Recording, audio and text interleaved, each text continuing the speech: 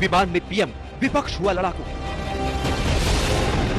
वो जो fashion parade कर रहे हैं मेकअप लेके तेजस में जा रहा है, ये तेजस सब्जेक्ट नहीं है। क्रैश वाला बयान, सेना का अपमान। I am afraid that in no time this particular craft gets crashed. Fighter jet में सफर पर सियासी कहर। हमेशा नकारात्मक राजनीति करने वाले विपक्षी दल और उनके लीडर हैं, ये लोग क्या नुकसान पहुंचाएंगे।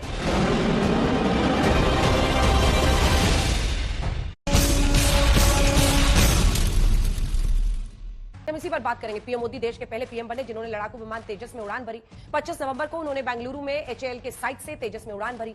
पीएम की उड़ान के बाद विपक्ष लगातार सवाल उठा रहा है। सबसे पहले कांग्रेस ने हमला किया, फिर असदुद्दीन ओवैसी कूदे और फिर टीएमसी के सांसद ने यहां तक कह दिया कि तेजस क्रैश हो जाएगा।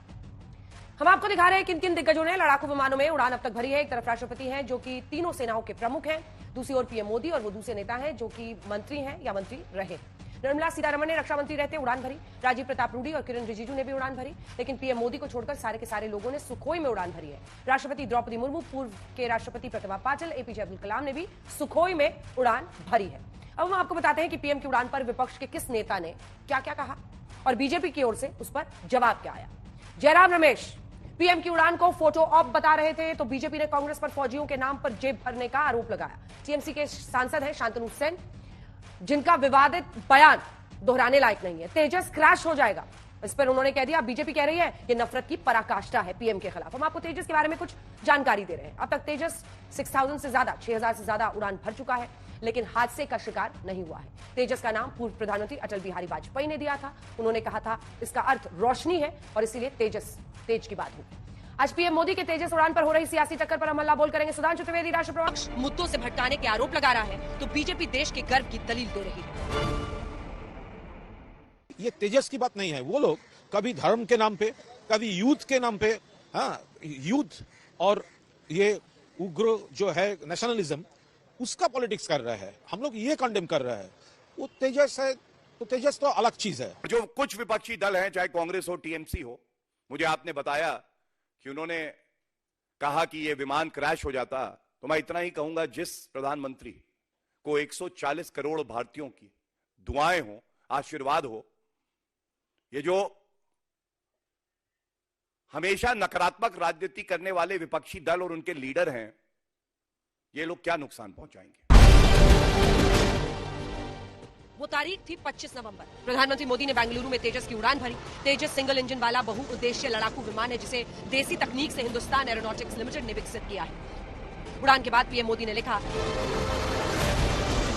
मैं आज तेजस में उड़ान भरते हुए अत्यंत गर्व के साथ कह सकता हूं कि हमारी मेहनत और लगन के कारण हम आत्मनिर्भरता के क्षेत्र में विश्व में किसी से कम नहीं है। भारतीय वायुसेना, डीआरडीओ और एचएएल के साथ ही समस्त भारतवासियों को हार्दिक शुभकामनाएं। दूसरी ओर पीएम मोदी की उड़ान पर कांग्रेस ने तेजस का इतिहास याद दिलाया। कहा कि तेजस की आखिरी मंजूरी 2011 में मिली थी। जयराम रमेश ने तंज किया, 2014 से पहले की मेहनत को स्वीकार करने में चुनावी फोटो खिंचवाने के उस्ताद का कुछ नहीं जाता। यह स्वीकारोक्ति उनके श्रेय लेने के दावे के लिए जरूरी थी। जयराम रमेश के ट्वीट के बाद सियासत तेज हुई। टीएमसी के शांतनु सेन ने बेहद घटिया बयान दिया, तेजस के क्रैश होने तक की भविष्यवाणी कर दी। After winning 10 consecutive matches in the recently held World Cup, just because our learned Prime Minister went to that stadium, India got defeated in the final. Now, the job has been done by Narendra Modi. I am afraid that in no time, this particular craft gets crashed. Modi और Bharatiya Janata party से घृणा करते करते आज भारत की सेना से और वायुसेना से इतनी घृणा कि आप उनके मरने की कामना करें, आप तेजस फाइटर जेट के क्रैश होने की कामना करें। यह क्या हो चुका है तृणमूल कांग्रेस को।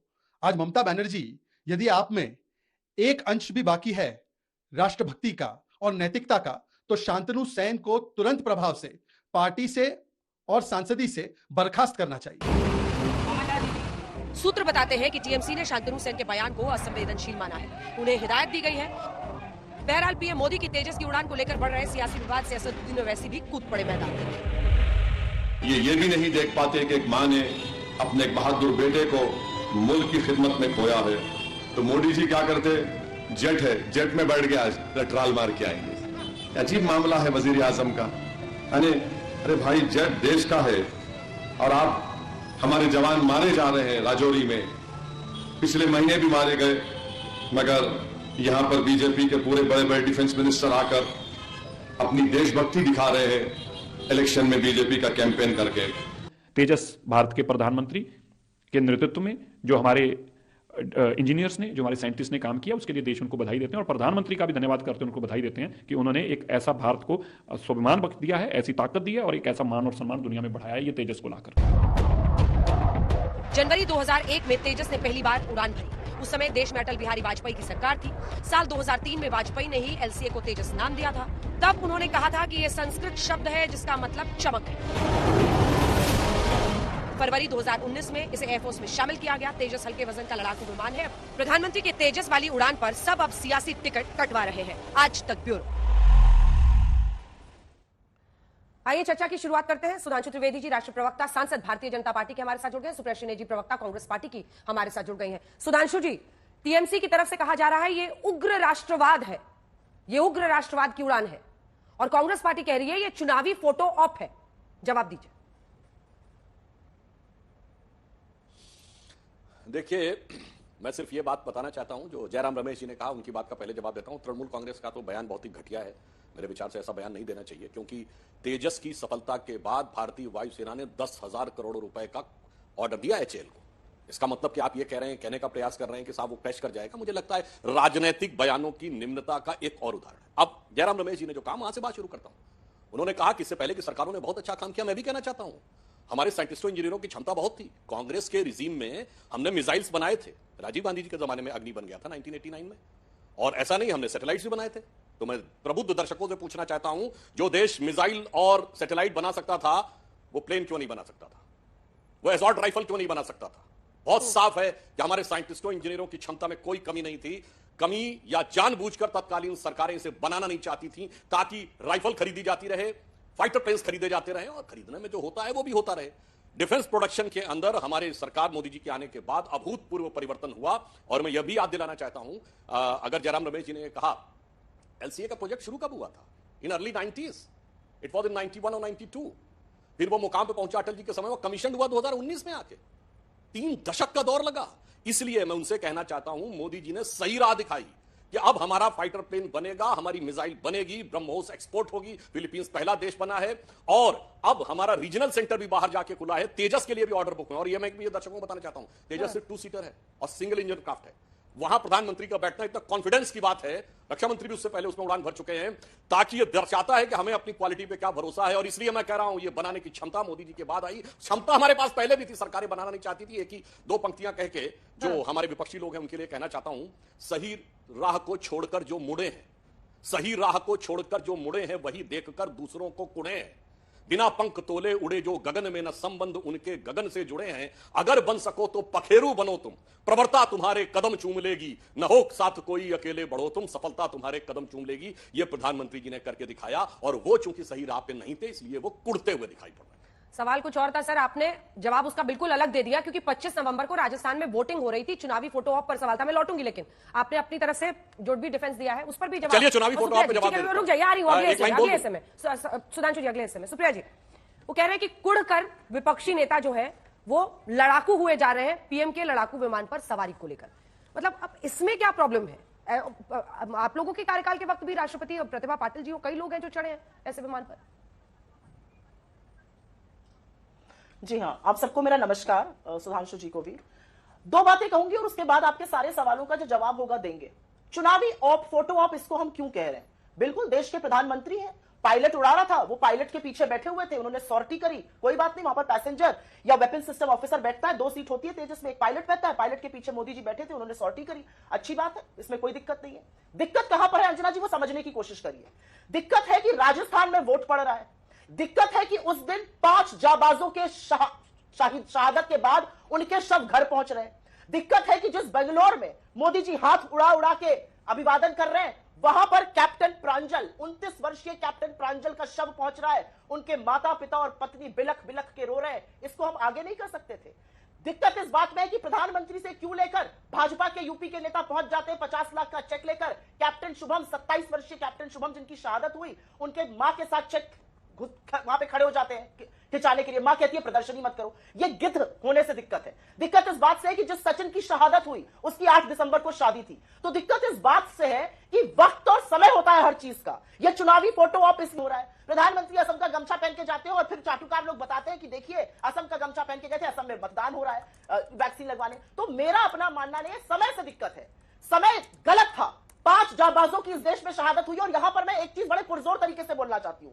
2021 से मोदी जी ने एक नई स्ट्रैटेजी अपनाई है। मोदी जी किसी भी जाबाज की शहादत अगर कश्मीर में होती है तो उसका उल्लेख नहीं करते हैं, श्रद्धांजलि का या संवेदना का एक शब्द नहीं बोलते हैं। और यही उन्होंने इस बार भी किया। 5 जाबाजों की शहादत हो गई, जिसमें से 2 ऑफिसर थे, 2 यंग ऑफिसर्स, 30 साल से कम के कैप्टन। उनके शव उनके घर पहुंच रहे थे, लाशें उनके घर पहुंच रही थी और प्रधानमंत्री अभिवादन कर रहे थे तेजस पर बैठकर। समस्या उससे है, हर चीज का हर अपॉर्चुनिटी का एक टाइम होता है। देश शोक में डूबा था। प्रधानमंत्री मोदी ने 2021 से संवेदना और श्रद्धांजलि का एक शब्द बोलना कश्मीर में हुई शहादत के लिए बंद कर दिया है। रिकॉर्ड उठाकर देख लीजिए, अनंतनाग हो, राजौरी हो, पुंछ हो, कोई भी इलाका हो। ऐसा क्यों है? यह दिक्कत है। ठीक है, सुधांशु जी जवाब दीजिए। वो कह रही है कि टाइमिंग गलत था और इसी के साथ 25 नवंबर को वोटिंग हो रही थी। सर देखिए, मैं फोटो आप का भी जवाब देता हूं। आज 27 नवंबर है, 25 नवंबर को एक घटना थी। बीच में अंजना जी 26 नवंबर भी आया था। जब इन्होंने संवेदना की बात कही तो 26/11 को भारत पे हुए सबसे भयानक आतंकवादी हमलों में से एक माना जाता, इसमें सैकड़ों लोग मारे गए थे। और मैं बात पहले भी कह चुका हूं, सुप्रिया जी के संज्ञान के लिए पुनः इसको अंडरलाइन करे दे रहा हूं।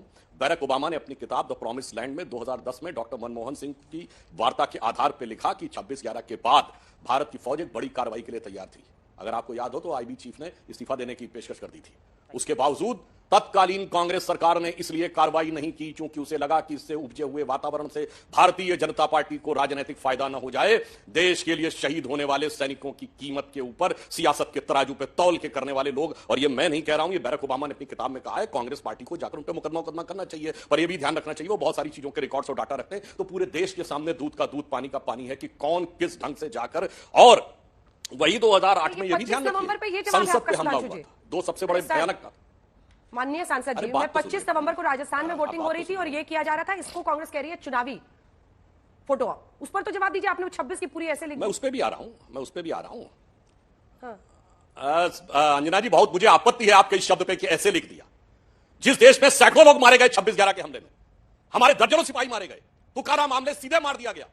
रॉकेट चीफ ने उस समय रिजाइन करने की बात कही और यह बात अमेरिकन प्रेसिडेंट कह रहा है, और उसके बाद उसे ऐसे कहना मेरे विचार से आपत्तिजनक है। बहुत गंभीर बात थी। और दूसरा बताता हूं, संसद पे हमला। सुप्रीम कोर्ट के द्वारा जजमेंट के बाद 7 साल तक अफजल गुरु को फांसी नहीं हुई, जबकि जिन्होंने मेडल लिए थे संसद की सुरक्षा में, जो शहीद हो गए, उन्होंने मेडल लौटा दिए, पर फांसी नहीं हुई। ना सोनिया जी की आंख में आंसू आए बटाला हाउस इनकाउंटर में। अब फोटो आप पे बताता हूं। और इलेक्शन तो पहले मैंने इसलिए जवाब दिया कि इलेक्शन को ध्यान में रख के कौन करता है, हमने इलेक्शन को ध्यान में नहीं किया। अब जयराम रमेश जी ने कहा master of photo op. Anjana ji, मैं याद दिलाना चाहता हूं, ये तो डिजास्टर ऑफ फोटो ऑप है। याद है ना आपको, वो पर्ची फाड़ी थी प्रेस कॉन्फ्रेंस में राहुल गांधी जी ने, डिजास्टर ऑफ फोटो ऑप। आपको वो भी याद है ना, पार्लियामेंट में किस ढंग से राहुल जी जाकर पहले मोदी जी के गले पड़े और फिर अपनी सीट पे आके जो हरकत की, डिजास्टर ऑफ फोटो ऑप। और मैं दूसरा भी कहना चाहता हूं, इनका तो डिजास्टर ऑफ फोटो ऑप ये था कि तत्कालीन प्रधानमंत्री जी को फोटो ही बना के रखा हुआ था। मैं मानता हूं, हो सकता है डॉक्टर मनमोहन सिंह भी उड़ान भर सकते थे, परंतु शायद इसलिए नहीं भरने दिया गया कि इनके हिसाब से उड़ान प्रधानमंत्री को नहीं भरनी थी। अब चूंकि व्यवस्था नहीं थी कोई कि नेशनल एडवाइजरी काउंसिल के चेयरमैन उड़ान भर सके, इसलिए जो उन्होंने फोटो ऑप कहा उसमें मास्टर उन्होंने कहा, डिजास्टर का जवाब मैंने दिया। चुनाव को ध्यान में रखकर कौन देश की सुरक्षा के ऊपर सियासत करता है उसका भी हमने जवाब दिया। और अगर ऐसे कहेंगे तो आज करते तो कहते तेलंगाना का चुनाव होने वाला है, 2 दिन पहले करते तो इसका चुनाव होने वाला है। और मैं ये भी बात कह दूं कि जब इन चीजों का टेक ऑफ किया जाता है तो मौसम के बारे में भी सबसे बेहतर जानकारी रखी जाती है। सबसे कम क्लाउडेड सिचुएशन होने की संभावना नवंबर के महीने में होती है और या फिर मार्च के महीने में होती है। अगर सुप्रिया जी को न याद हो तो मैं याद दिला देना चाहता हूं, एशियन गेम्स 1982 में इसीलिए नवंबर में रखे गए थे कि नवंबर में क्लाउडेड सिचुएशन होने की संभावना सबसे कम रहती है। तो इन सारी चीजों को ध्यान में रख के किया जाता है। और नवंबर में कौन डेट होती है, आप कह रहे थे इलेक्शन से हुआ। इसलिए मैं कह रहा हूं यहां पे बात यथार्थ परक करनी चाहिए, राजनीति परक नहीं करनी चाहिए। सुप्रिया जी, प्रॉब्लम यह है कि प्रधानमंत्री वर्ल्ड कप के बाद अगर खिलाड़ियों की हिम्मत और हौसला अफजाई के लिए ग्रीन रूम में जाए तब कांग्रेस पार्टी को दिक्कत हो जाती है। पीएम अगर कहीं यहां पर जैसे उन्होंने फ्लाइट उस दिन उड़ान भर ली, मतलब ऐसा लगता है कि पूरा का पूरा जो सोशल मीडिया नैरेटिव है कांग्रेस पार्टी का, वो पीएम की हर हरकत पर, जिसमें शायद बहुत बड़ा कोई मतलब ऐसा विवाद नहीं भी हो, उसमें विवाद पैदा करने के कुछ तस्वीरें ऐसी पोस्ट की जा रही है जिसमें कैमरामैन को सर्कल कर करके दिखाया जा रहा है। ये तो हर प्रधानमंत्री के साथ कोई ना कोई कैमरामैन और ऐसे लोग जाते ही जाते हैं हर जगह। अब हर चीज पर एक विवाद, क्या पीएम के खिलाफ कुंठा नहीं है? आपके सवाल का मैं दो टूक जवाब दूंगी, लेकिन मान्यवर को कुछ बातें याद दिलानी जरूरी है। जब 26/11 हुआ और डिसाइसिव कार्रवाई की गई तो वहां पर दो चीजें हुई थी। अगले दिन गाजे बाजे के साथ गुजरात के मुख्यमंत्री वहां पर प्रेस वार्ता करने, जब अभी ताज में रेस्क्यू ऑपरेशन चल रहा था, नरेंद्र मोदी जी पहुंच गए थे प्रेस वार्ता करने, अपनी गंदी राजनीतिक रोटियां सेकने। पहली बात याद दिला दूं दर्शकों को। दूसरी बात दर्शकों को याद दिलानी जरूरी है, आपने बिल्कुल कहा शहादत हुई थी, बहुत सारे लोग मारे गए थे, उसमें से एक बहुत वीर सपूत इस भूमि के हेमंत करकरे थे। और हेमंत करकरे को किन अपशब्दों से आपकी प्रज्ञा ठाकुर ने नवाजा है, उस पर कोई टिप्पणी करिएगा, तब आगे की बात होगी 26/11 पर। 26/11 में सबसे बड़ी शहादत हेमंत करकरे की हुई, और हेमंत करकरे को क्या क्या आपकी सांसद प्रज्ञा ठाकुर ने नहीं कहा, जो महात्मा गांधी को भी गर आती है। यह अलग बात है कि प्रधानमंत्री उनको दिल से माफ नहीं कर पाते हैं। तो 26/11 पर जब प्रज्ञा ठाकुर से कान पकड़ के उठक बैठक करवाइएगा, तब अगला शब्द बोलिएगा। अब बराक ओबामा जी की किताब आपको याद आ गई, बड़ी अच्छी बात है।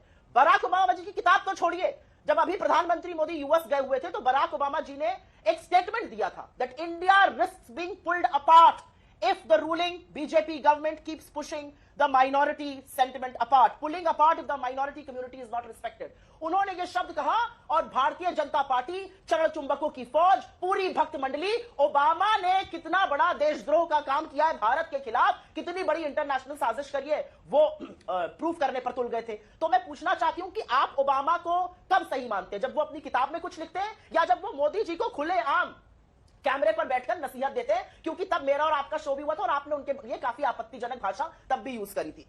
अब आपसे बात कर लेते हैं मौसम पर, बड़ी जरूरी बात है। बहुत अच्छा आपने कहा, मौसम ठीक होना चाहिए तभी सॉर्टी हो सकती है। अरे खुद मौसम विशेषज्ञ वहां पहुंचे थे, रडार थ्योरिस्ट तो है ही ना हमारे प्रधानमंत्री। बादल हो जाते हैं तो उससे रडार नहीं दिखता है, ऐसी थ्योरी वाली प्रधानमंत्री जी पहुंचे थे। हर चीज का मखौल बनाना जरूरी नहीं है। राजस्थान के चुनाव पर आपको उसी दिन करना था, लेकिन मुझे ज्यादा गहन आपत्ति इस बात की है कि जिस दिन 5 जाबाजों की शहादत हुई, जिस दिन उनके शव घर आ रहे थे, जिसमें से 2 यंग कैप्टन शामिल थे, उस बेंगलोर में शव यात्रा निकल रही थी जहां पर प्रधानमंत्री सौटी करके हाथ हिला रहे थे और वाहवाही पा रहे थे। आपको लगता है कि ये प्रधानमंत्री को सूट करता है? और एक बात आपसे और कहती हूं, 16वां दिन हो गया है, इस देश के 41 नागरिक एक टनल में फंसे हुए हैं, किसी को नहीं पता वो कब निकलेंगे। आपने गाजे बाजे के साथ कुछ रेस्क्यू ऑपरेशन करने के लिए मीडिया को लेकर उसने कहा दिसंबर 25 तारीख भी हो सकती है। मीडिया इसमें ज्यादा फोकस कर रहा है कि रेस्क्यू कैसे किया जा रहा है, एक शब्द नहीं पूछा जा रहा कि क्या ये टनल बननी चाहिए, क्या इसको मान्यता प्राप्त है, क्या नवयुग इंजीनियरिंग को बैन करना चाहिए, क्योंकि पहले भी उनके साथ ऐसा हादसा हो चुका है।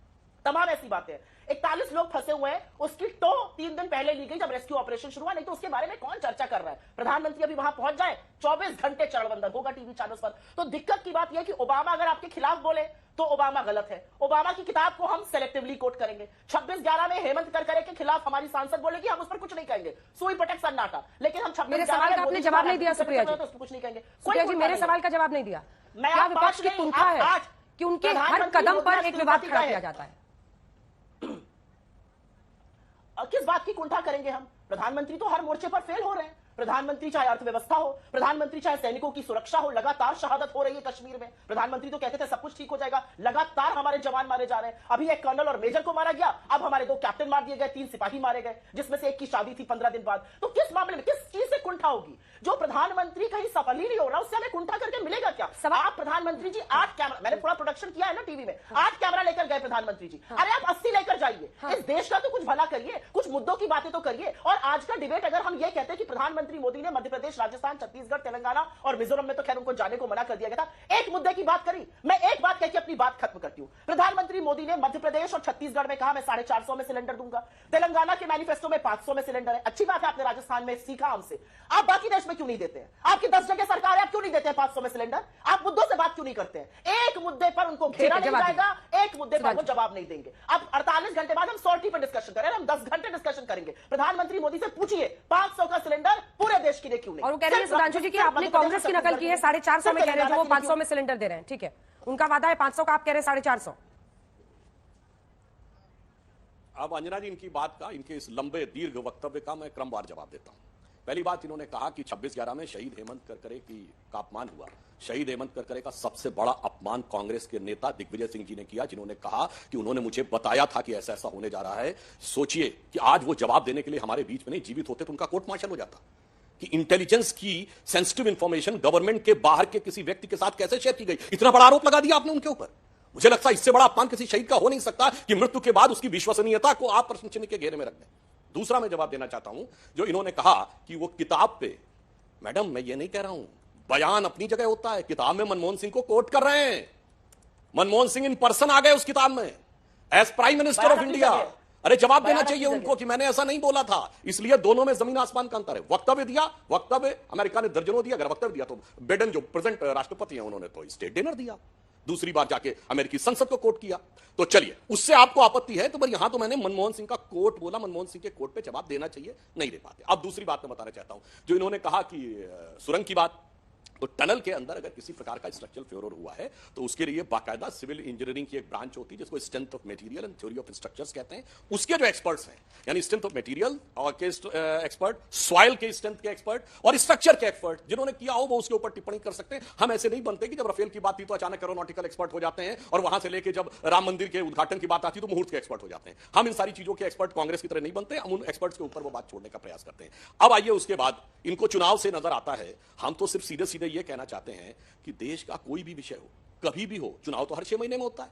इसीलिए तो बात हुई कि सारे दलों को मिलकर वन नेशन वन इलेक्शन के बारे में विचार करना चाहिए। अन्यथा मैं इनसे विनम्रता से पूछता हूं, कोई 6 महीने बता दें जब देश में एक बड़ा चुनाव ना हो। 6 महीने पहले कर्नाटक में आउटसाइड इंडिया ऑफिस खोला है मलेशिया में, ताकि वो पूरे साउथ ईस्ट एशिया और ऑस्ट्रेलियन रीजन की चीजों को कैटर कर सकेगा। ये करके दिखाया, अपना स्वदेशी निर्मित जहाज और उसके अंदर प्रधानमंत्री के बैठने का विश्वास और उसके साथ डिफेंस इंडस्ट्री के ये एक्सपेंस का विषय हमने करके दिखाया। इसलिए हम जो कहते हैं वो पूरी ईमानदारी से करते हैं। अब आइए सिलेंडर की बात करते हैं। तो भाई ये बताइए, ये 500 रुपए का सिलेंडर और 25 लाख का इलाज, जब चुनाव में 25 हफ्ते भी नहीं रह गए थे तब काहे कांग्रेस पार्टी को याद आया? हम आप लोगों की तरह नहीं है कि लड़की हूं लड़ सकती हूं। उत्तर प्रदेश में तो 1/3 और साथ ही साथ चुनाव हो रहा है। पंजाब में ना, वहां पे नहीं लड़कियों को देना है, उत्तराखंड नहीं, वो गोवा नहीं। तो एक ही साथ जो आप करते हैं, इसलिए मैं कहना चाहता हूं, हम राजनीति में विश्वसनीयता की, प्रामाणिकता के प्रतीक हैं मोदी जी के नेतृत्व में, और आप लोग विश्वसनीयता के संकट के प्रतीक हैं अपने नेतृत्व में। नेतृत्व कौन है उसका तय कर लीजिएगा, चाहे मुख वाला नेतृत्व हो या मुखौटे वाला नेतृत्व। स्वनिर्मित आत्मनिर्भर रक्षा सौदों, और उन्होंने शुरुआत ही से की थी कि डिफेंस प्रोडक्शन में प्रधानमंत्री नरेंद्र मोदी ने जिस तरह से फोकस किया है वो भारत ने दशकों तक निग्लेक्ट किया था, इग्नोर किया था, नहीं किया था। उन्हीं नीतियों को वो उस दिन पुश कर रहे हैं और कह रहे हैं चुनाव तो किसी ना किसी मतलब हर 6 महीने पर कहीं ना कहीं भारत में होता ही रहता है। सुप्रिया जी। अंजना जी, भारतीय जनता पार्टी के प्रवक्ताओं की ज्यादा बातें सुन लेंगे तो शायद अगली बार ये भी हम समझने लगे, या अगली बार वो ये भी कह दे भारतीय जनता पार्टी के प्रवक्ताओं को, अगर ज्यादा ध्यान से सुनिए, कि 2014 से पहले पत्ते पहनकर हम सब लोग पेड़ों पर रह रहे थे और जो उगता था पेड़ से उसको तोड़कर खाते थे। कहां यहां पर संविधान था, कहां यहां पर कोई प्रोग्रेस थी, कहां यहां पर इंस्टीट्यूशन थे। ये बेचारे आए तो भारत आजाद हुआ, नहीं तो हम सब लोग पेड़ पौधों पर, पत्तों पर रहते थे, पत्ते पहन के घूमते थे। अगर भारतीय जनता पार्टी की सुन लीजिए तो ये होगा, अरे मान्यवर, जब आप पैदा नहीं हुए थे तो इस देश में IIT, AIIMS, Baba research atomic centre, Indian institute of science, IIMs, ऐसे इंस्टीट्यूशंस की नींव रख दी गई थी और वो बना दिए गए थे जब हमारी और आपकी पैदाइश नहीं हुई थी। मान्यवर तो बड़ी दूर की बात है। पहली बात तो इनकी बातों पर ये इतना विश्वास मत कर लीजिए कि सब कुछ अभी हुआ है। भारतीय जनता पार्टी से एक सवाल पूछिए, इतने आत्मनिर्भर हम हो रहे हैं तो डिफेंस इंपोर्ट लगातार बढ़ता क्यों जा रहा है? डिफेंस इंपोर्ट को तो घटना चाहिए था। डिफेंस इंपोर्ट लगातार बढ़ता जा रहा है, 40,000 करोड़ रुपए के पार हो गया है। ऐसा क्यों है? हम आत्मनिर्भर है तो हमें तो डिफेंस इंपोर्ट घटाना चाहिए। डिफेंस इंपोर्ट लगातार बढ़ रहा है। अब ये लोग कहेंगे, इन लोगों की बुद्धि तो ऐसी है कि जब इनसे आप इंपोर्ट एक्सपोर्ट की बात करिए तो ये सीना ठोक के कहने लगते हैं हम सबसे बड़े टेलीफोन बनाने वाले बन गए। अरे कैसे बन गए? क्योंकि आप यहां पर असेंबली करने लगे। Value addition zero. Import bill देख लीजिए, सारे के सारे पंजर जो है, जो जिसको पार्ट्स कहते हैं, असेंबली लाइन के पार्ट्स, वो सारे इंपोर्ट हो रहे हैं। तो इन लोगों की जो क्षमता समझने की है इकोनॉमी, वो बहुत लिमिटेड है और वो दिख भी रहा है। इसीलिए हम असेंबली पार्ट्स करके अपना सीना ठोक रहे हैं। इंपोर्ट का बिल लगातार बढ़ता जा रहा है। ऐसे थोड़ी $100 बिलियन पास हो गया चीन से। मैं फिर से 2 बातें कहूंगी। इन्होंने कहा चुनाव हर 6 महीने पे होते हैं। मेरा तो डायरेक्ट सवाल था ना, आपके अंदर 500 रुपए सिलेंडर देने की क्षमता है जहां चुनाव होगा, बाकी देश में क्यों नहीं है? उत्तर प्रदेश में 2700 में गेहूं क्यों नहीं खरीदते? बुआई चल रही है, अनाउंस कर दीजिए इस बार 2700 में खरीदिएगा। उत्तर प्रदेश में MSP पर नहीं खरीद होगी। MSP के खिलाफ, बोनस के खिलाफ कानून मोदी सरकार बनाएगी और जाकर अनाउंस करेगी मध्य प्रदेश और छत्तीसगढ़ में, जहां करारी हार होने वाली है, कि हम 2700 में गेहूं खरीदेंगे। जाकर अनाउंस करेंगे हम 500 में सिलेंडर देंगे। अरे चुनाव हर 6 हफ्ते पर हो, 6 महीना भूल जाइए। आप बाकी जगह जाकर जो कहते हैं वो अपने शासित राज्यों में क्यों नहीं करके दिखाते? हम तो 500 में सिलेंडर दे रहे हैं, हम 200 यूनिट बिजली मुफ्त दे रहे हैं, हमने महिलाओं के लिए फ्री करी हुई है बस सेवा। आप कब कर? और एक बात और अंत में कहकर अपनी बात खत्म करते हैं। प्रधानमंत्री मोदी जी बड़ी लच्छेदार बातें करते हैं, खूब लच्छेदार बातें करते हैं। चुनाव में जाते हैं वही काठ की हांडी चढ़ाते रहते हैं। उस काठ की हांडी को चढ़ाने से पहले इस बात का जवाब दीजिए कि आपके जो नरेंद्र सिंह तोमर हैं उनके यहां ईडी कब जाएगी? बाबा बालकनाथ के यहां ईडी कब जाएगी? क्योंकि ऐसे ऐसे आक्षेप लगे हुए 10-10 हजार करोड़ घोटाले के, और सरकार की मुंह पर टेप लगाए, आंखों पर पट्टी बांध के हे राम जी जगत बना ही नहीं। असलियत यह है सरकार की, असलियत यह है भारतीय जनता पार्टी की। ठीक है, इससे पहले कि मैं सुधांशु जी का इसका जवाब लूं, मुझे अभी अभी याद आया कि 6 नवंबर को, जिस दिन 7 को वोटिंग थी, 6 नवंबर को अगर मैं सही हूं तो रात में राहुल गांधी केदारनाथ पहुंच गए थे वोटिंग के पहले। वो भी वही कर रहे थे जो मोदी जी करते हैं? हाँ, गए थे। नहीं, आपने अच्छा सवाल पूछा, और मैं आपसे भी इस बात का आग्रह करूंगी, मोदी जी उठ जाएं, बैठ जाएं, सांस ले रहे हैं, कहां पहुंच गए? 45 मिनट तक मोदी जी की हर स्पीच हर चैनल पर इंक्लूडिंग आपके यहां लाइव होती है। हमारी कितनी रैली आपके यहां लाइव दिखी, हमारे कितने रोड शो आप लोगों ने लाइव दिखाए, चाहे मध्य प्रदेश हो, चाहे छत्तीसगढ़ हो, चाहे राजस्थान हो, चाहे तेलंगाना हो। 44 रैली हुई है पिछले 4 दिनों में, राहुल जी की, प्रियंका जी की और खड़गे जी की। कितनी लाइव दिखाई गई टीवी चैनल्स पर हिंदुस्तान में, यह मैं जानना चाहती हूं। कितने चैनलों ने 8 कैमरा लगाकर, जैसे मोदी जी को आज तिरुपति बालाजी में दिखाया जा रहा था, कितने चैनल्स और दिखा रहे थे राहुल जी को, मुझे बता दीजिए। राहुल जी ने तो गर्भगृह में जाकर मना कर दिया कि नहीं, फोटो मत लीजिए, गर्भगृह में फोटो नहीं लेनी चाहिए। मेरे सवाल का जवाब तो है नहीं सुप्रिया जी। हमारी आस्थाओं का जो प्रतीक है, मैं बता रही नहीं है सवाल का जवाब, आपके लिए सवाल का जवाब है। भारत जोड़ो यात्रा में 4 रिपोर्टर आपके साथ रहते थे, क्योंकि शेषनाग के नीचे भगवान विष्णु का वास होता है। क्या भारत जोड़ो यात्रा जब राहुल गांधी कर रहे थे, ना अंजना जी, तो लगातार भारत जोड़ो यात्रा जब कर रहे थे राहुल गांधी, तो 4 रिपोर्टर आज तक के साथ रहते थे। भगवान विष्णु, हाँ ठीक है, आप पूछ लीजिए, अपना सवाल पूछ लीजिए। ना अंजना जी, 1 मिनट। अंजना जी, अब आपने दुखती रग पे थोड़ा सा हाथ रख दिया, तो अब सुनना पड़ेगा। भारत जोड़ो यात्रा के दौरान मैं जितने भी शोज में भारत जोड़ो यात्रा पर गई, वो यात्रा में उभरते हुए जनसैलाब, राहुल जी के साथ मिलते हुए लोग, उस पर नहीं था। जब जब भारतीय जनता पार्टी ने कंट्रोवर्सी करी, एक छोटी सी बच्ची हिजाब पहनकर आ गई, किसी ने जूते पर कंट्रोवर्सी कर दी, किसी ने आरती, तब मैं शो पर गई हूं, क्योंकि तब मीडिया ने शो किया। उमड़ते हुए जनसैलाब में हाँ बिल्कुल आपके रिपोर्टर आए, उस पर डिबेट कितने हुए, उसको प्राइम टाइम कितना मिला, इस पर मेरा मुंह प्लीज मत खुलवाइएगा, थोड़ा सा मुझे उस पर खेद है। ये जो फोटो है ना, ये मेरे लिए थोड़ी मेरी धार्मिक मान्यताओं को आहत करती है। शेषनाग के नीचे भगवान विष्णु है, उनको छुपाकर एक फोटो रिलीज कर दी गई। भारतीय जनता पार्टी को मैं ऐसे ही ढोंगी थोड़ी कहती हूं, ये फोटो उसका प्रमाण है। फोटो नहीं, प्रधानमंत्री मोदी की सॉर्टी उनके राष्ट्र प्रेम के ढोंग का प्रमाण है, क्योंकि जब जाबाजों की शहादत होती है तो देश शोक में डूबता है, हाथ हिलाकर अभिवादन स्वीकार नहीं करता। सुधांशु जी, प्रधानमंत्री की इस तस्वीर को भी वो उठा रही हैं जो पोस्ट किया गया, और कांग्रेस पार्टी, मतलब कुछ नेता हैं जो ट्वीट भी कर रहे हैं, उस पर भी लिख रहे हैं, अगर उस पर भी आप जवाब देना चाहें। और 450 हर स्टेट में कर दीजिए ना सर सिलेंडर की कीमत। फिर भी इनके सारे लंबे वक्तव्य का फिर अंजना जी क्रमवार जवाब देता हूं। 2014 से पहले ऐसा था, ये 19, एक तो मैं ये कह दूं, IIMs हम लोगों के पैदा होने के बाद बने हैं। हम लोगों के जन्म तक मैनेजमेंट के लिए अलग डिग्री ही नहीं होती थी, सुप्रिया जी को शायद जानकारी होगी। अभी मात्र 15 साल पहले तक पीजी डिप्लोमा होता था, IIMs भी पीजी डिप्लोमा देते थे। अब दूसरी बात, 47 से पहले का मैं दौर बता देना चाहता हूं। इन्होंने कहा ना साहब नेहरू जी ने बनाया IIT, IIMs और ये सारी चीजें, तो मैं बता देना चाहता हूं, बेंगलोर शहर है जहां से मोदी जी ने उड़ान भरी है, तो मैं याद दिलाना चाहता हूं, इंडियन इंस्टीट्यूट ऑफ साइंसेज 1916 में महाराजा मैसूर ने बनवा दिया था। तब तो नेहरू जी कहीं दूर दूर तक कांग्रेस के अध्यक्ष भी नहीं बने थे। और आपको पता है, यूरोप के बाहर पहला शहर जिसमें स्ट्रीट लाइट लगी है वो बेंगलोर बना 1902 में। पहला इंडिया का पावर प्रोजेक्ट, शिव समुद्रम पावर प्रोजेक्ट 1894 में शुरू हो गया, उस जमाने में कर्नाटक में। और सुन लीजिए, इतना ही नहीं, वर्ल्ड का पहला स्पेशलाइज्ड आई हॉस्पिटल, वर्ल्ड का पहले डिपार्टमेंट होता था मेडिकल में, वो मेयो आई हॉस्पिटल बना बेंगलोर में 1920 और 30 में। और सुनिए, सीवी रमन को नोबेल प्राइज उस जमाने में मिल गया। पहला डैम विश्वेश्वरैया ने 1930 में बनवा दिया। तो भैया ये स्वतंत्र भारत के निर्माता, आधुनिक भारत के निर्माता, जरा इस चीज का भी ज्ञान रख लिया करें कि किन किन लोगों ने उनके प्रधानमंत्री पद लेने से पहले पहले क्या क्या करके दिखाया था। अब आइए हैं, जब सूर्य वृश्चिक राशि में प्रवेश करता है तो पट बंद होते हैं, जब सूर्य वृष राशि में प्रवेश करता है तो अप्रैल के महीने में खुलते हैं। यानी हमारा वो धर्म है, ये सनातन धर्म, जहां एस्ट्रोनॉमिकल कैलकुलेशंस के साथ मंदिरों का ऑपरेशन चलता है। ये वो जिसको इनके साथी बैठकर क्या कहते हैं, डिजीज कहते हैं, जिसको इनके साथी इरेडिकेशन की बात कहते हैं। मैं चुनौती से पूछता हूं, बताइए दुनिया में कोई ऐसा धर्म मत संप्रदाय बताए जो एस्ट्रोनॉमिकल कैलकुलेशन के साथ, कुंभ का मेला जुपिटर की पोजीशनिंग के साथ और सैटर्न और मून की पोजीशनिंग के साथ होता था। केदारनाथ के मंदिर के कपाट सन की पोजीशनिंग के साथ होते हैं। उस जमाने से जब 1633 में गैलीलियो को फांसी दी जा रही थी। अब चुनावी बात कर देता हूं, मैं दर्शकों के सुलभ ज्ञान के लिए बता देना चाहता हूं, राजस्थान के चुनाव की बात कही, अगर दर्शकों को ना याद हो, ये राहुल गांधी जी ने अपना गोत्र कब बताया था, 2018 राजस्थान का चुनाव। और पुष्कर में जाकर उन्होंने कहा था ना, फोटो आप नहीं करते, अरे पुष्कर में दर्शन करने के बाद गोत्र बताया गया। आज तक किसी नेता ने अपनी जाति और गोत्र इस ढंग से गोत्र नहीं बताया। ये भी बता दिया दत्तात्रेय गोत्र के कौल ब्राह्मण है जिनका ये गोत्र है। तो इसलिए वो चुनाव के समय, इसलिए मैं याद दिलाना चाहता हूं। टाइम खत्म हो रहा है, सुधांशु जी इस पर जवाब दे दीजिए आप, क्योंकि आपने मेरे सवाल का जवाब नहीं दिया था। वो भी आजकल मंदिर पहुंच रहे हैं। राहुल जी वोटिंग वाले दिन 10 सेकेंड अंजना जी मैं 10 सेकंड बोलना चाहती हूँ, टाइम सब उन्हीं के साथ खत्म कर दीजिएगा। मेरे 10 सेकंड दे दीजिए मुझे। बोलिए। क्योंकि सुधांशु जी झूठ बोलते हैं, सुधांशु जी लच्छेदार बात करके झूठ बोलते हैं। सुधांशु जी विकिपीडिया बताता है आपकी पैदाइश का साल 1970 है, आईएम कोलकाता और आईएम अहमदाबाद 1961 में बन गया था।